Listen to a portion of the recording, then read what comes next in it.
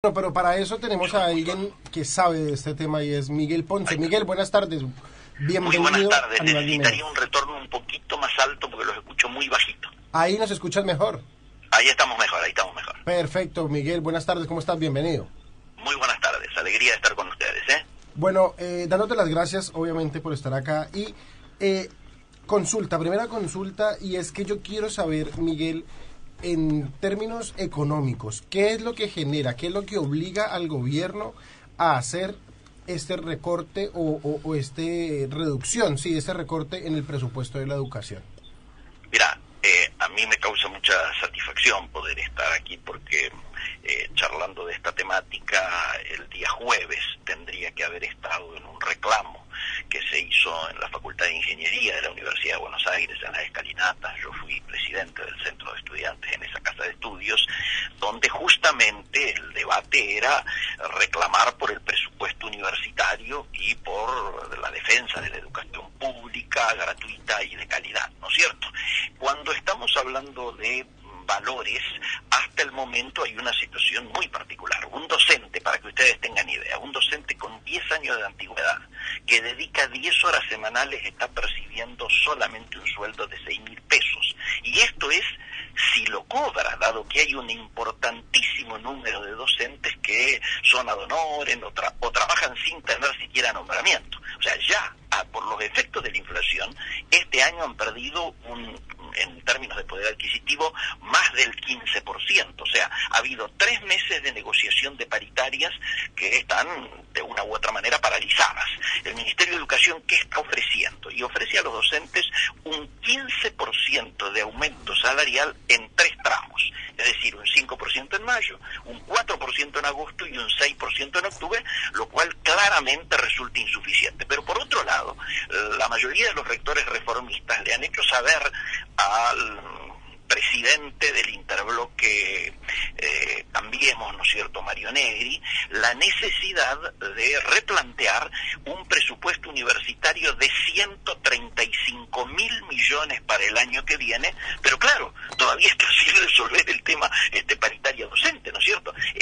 La idea sería confluir ahora, urgente en septiembre, con los dos temas, ¿no es cierto?, tanto con los senadores como con los diputados nacionales en este debate. Aquí yo diría que una cosa era lo que se hablaba antes de estar en situación de stand-by con el Fondo Monetario Internacional y otra cosa es después. Lo que ha cambiado es yo diría, escenario. Hay quien dice, no, pero cuando se discutió el presupuesto anterior, la pauta inflacionaria era del 15%. Bueno, también teníamos un dólar de 15, 20% o 30% menos que los valores de hoy. Es decir, aquí claramente hay que efectuar una adecuación a este nuevo escenario.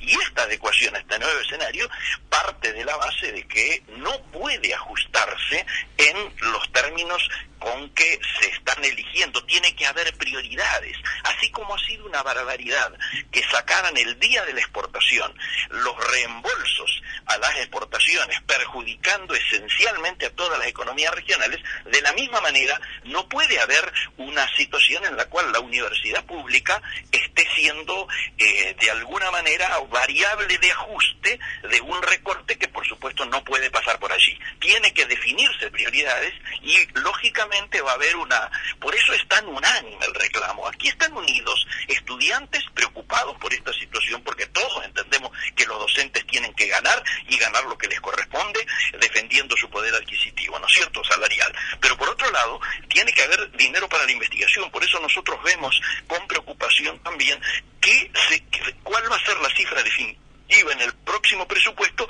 que va a estar destinada a ciencia y tecnología. El trabajo de investigadores, de docentes, de no docentes y de estudiantes es un combo, diríamos, que debe ser contemplado de manera integral, no de manera parcial o segmentada. Por eso es tan unánime este reclamo en las 57 universidades nacionales de todo el país, ¿no es cierto? Bien, Miguel, Josué te saluda, ¿cómo estás? Alegría escucharte.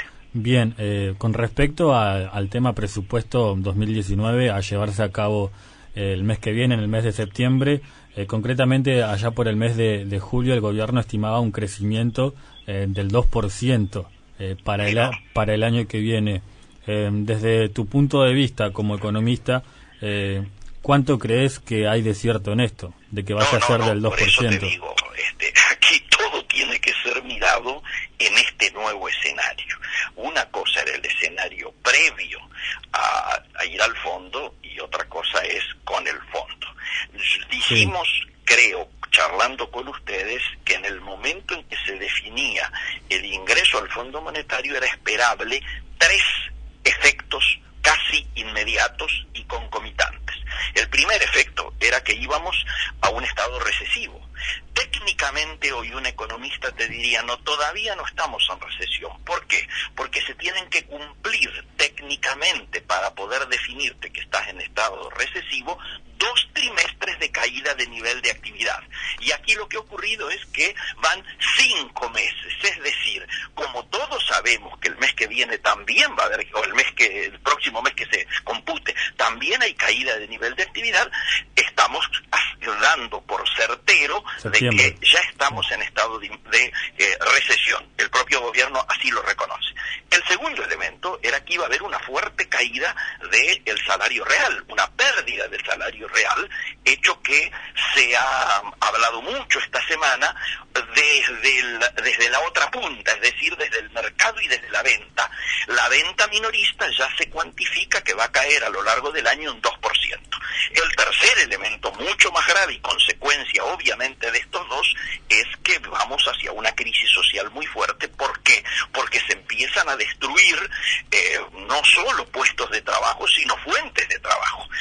O sea, el tema de la desocupación es el tercer elemento. Por lo tanto, si vos, como se han hecho tantas previsiones, pronósticos, se han errado todos, cuando el gobierno preveía que iba a haber un 2%, nosotros estamos previendo de que no, que va a haber una caída a lo largo del año. Cuando cierre el año vamos a tener una caída, y el Fondo Monetario ya está notificado de eso y cuantifica que la caída va a ser de un 0,6 o un 0,8. Yo creo que va a ser más del 1.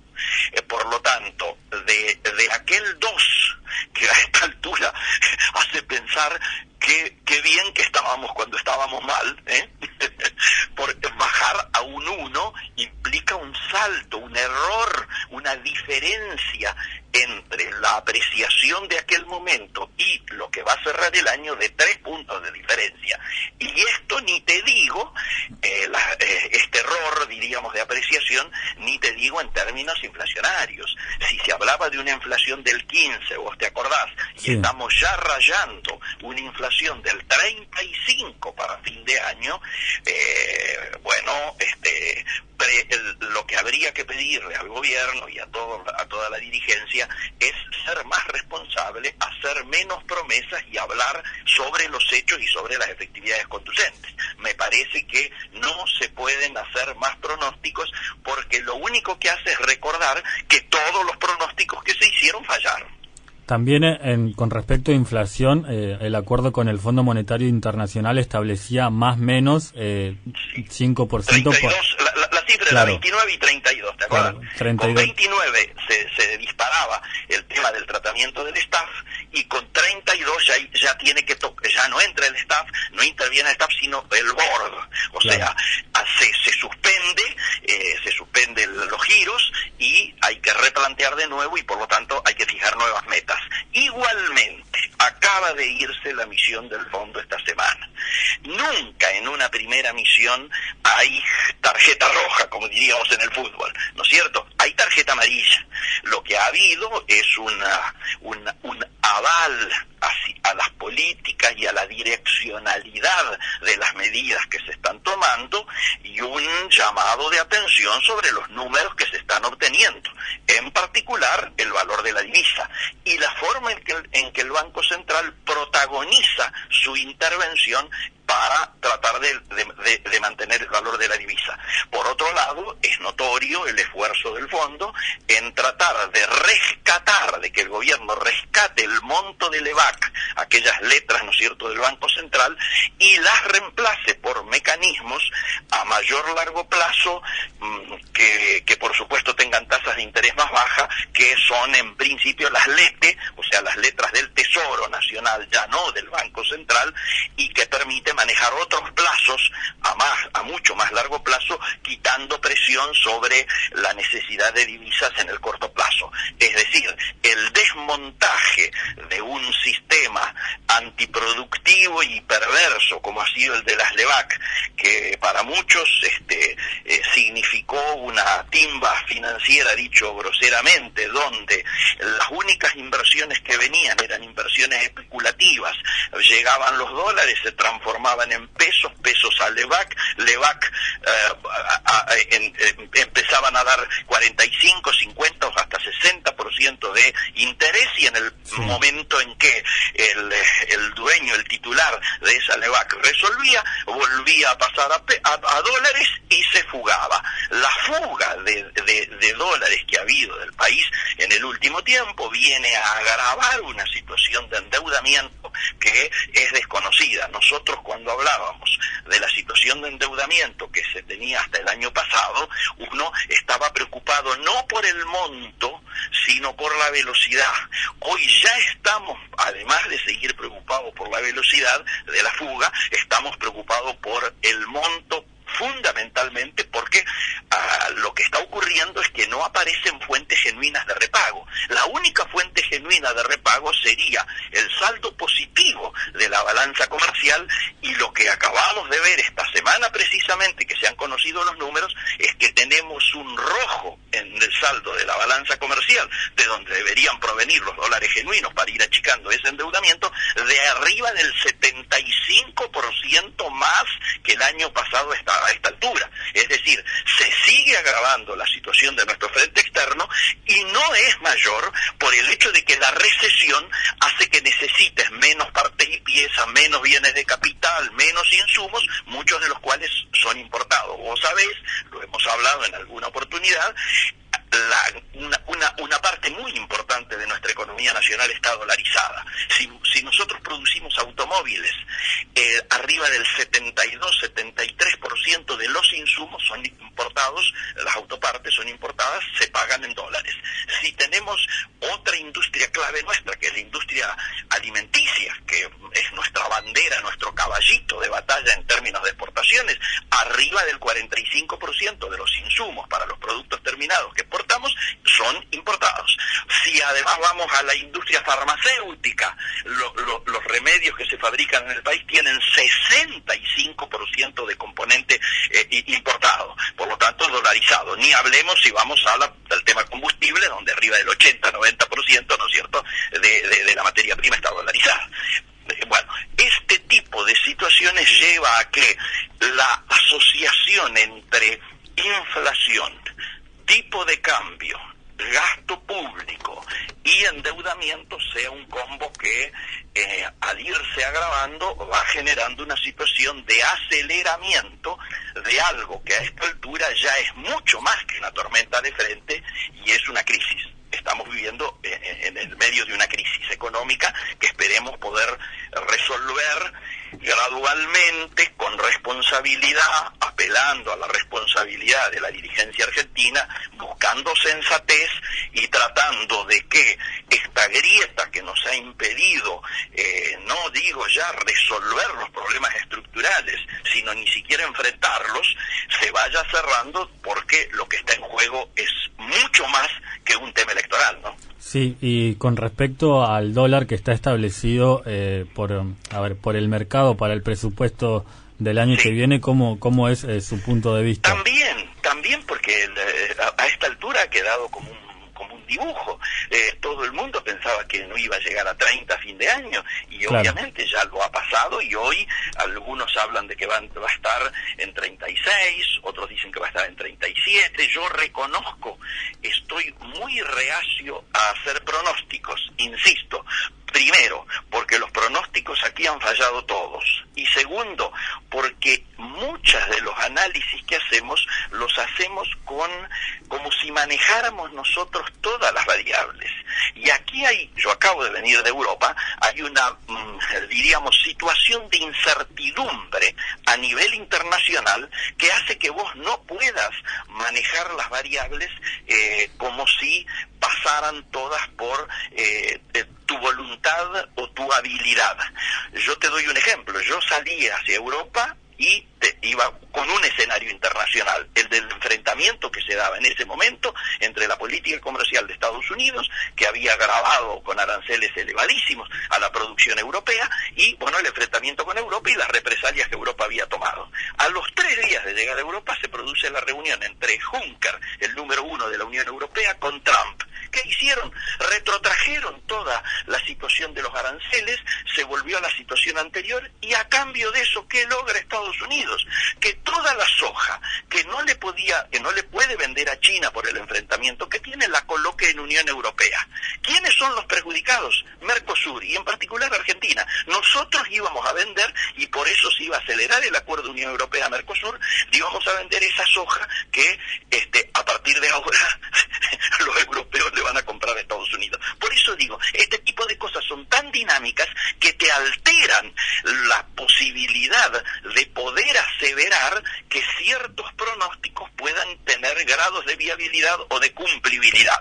Entonces, por eso yo decía que hay que ser muy prudente, y no quiero entrar a jugarme en decir el dólar a fin de año va a ser tanto, la inflación va a ser tanto. Yo tengo una mirada de cuánto puede ser el dólar, de cuánto puede ser la inflación, y acabamos de hablar de cuánto va a ser la caída del PBI, ¿no es cierto? O sea, en una situación recesiva, ¿cómo van a ser los números? Esto es lo esperable. Lo que ocurre es que esa situación puede mejorarse si somos lo suficientemente sabios para aprovechar las oportunidades que la propia crisis mundial y la incertidumbre te plantea por delante. Pero también puede agravarse si situaciones como las que te acabo de comentar en relación a ventas externas te terminan perjudicando. Hemos tenido la peor de las noticias en las últimas 48 horas.